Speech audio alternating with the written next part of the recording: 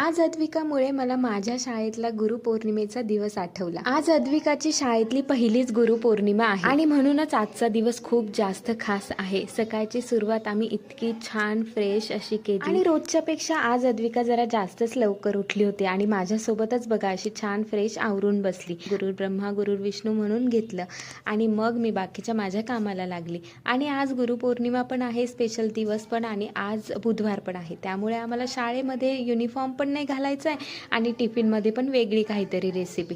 तर बघा मस्त असं आहे ना, अद्विकाला छान फ्रॉक घालून दिला, कारण की आज म्हटलं गुरुपौर्णिमा आहे तर छान तयारी करून देते। आणि हा तिचा फर्स्ट बड्डेचा फ्रॉक आहे, अजून पण बघा किती छान येतो। आणि ना टिफिनसाठी आज मी अद्विकाला हे मुगाच्या डाळीचे धिरडे केले होते, छान झाले होते, खूप टेस्टी। यामध्ये ना तुम्ही वेगवेगळ्या भाज्या जर घातल्यात तर अजून जास्त हेल्दी होईल।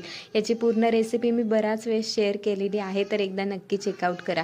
आणि गुरुपौर्णिमा आहे तर जाताना अद्विकाला छान अशी गुलाबाची फुलं घेऊन दिली आणि तिला म्हटलं तुझ्या टीचरांना दे। शाळेत सोडवल्यानंतर मग मीही येताना केंद्रात जाऊन आली, स्वामींचं दर्शन घेतलं, आशीर्वाद घेतले आणि त्यांना म्हटलं असंच नेहमी माझ्या पाठीशी कायम उभे राहा। शक्य हे शक्य करतील स्वामी, माझा यावर खूप विश्वास आहे। कारण की मी कितीतरी अशी वेळ येते ना की मी त्यामधनं अचानक अशी माझीच खूप पॉझिटिव्ह होऊन जाते आणि माझं लक्ष फक्त असं माझ्या कामांकडे असतं आणि मला कधीच अशा निगेटिव्ह गोष्टी आजूबाजूला दिसत नाहीत किंवा मी जास्त त्याकडे लक्ष देत नाही।